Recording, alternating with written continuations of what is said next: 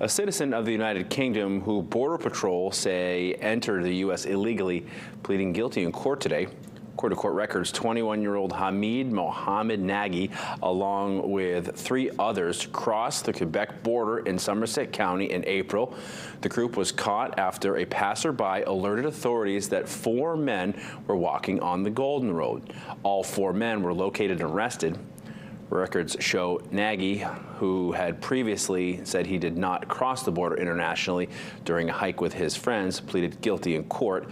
Officials say he faces up to 5 years in prison and a fine of up to $250,000 on a false statement charge. He faces 6 months and a $5,000 fine for illegal entry.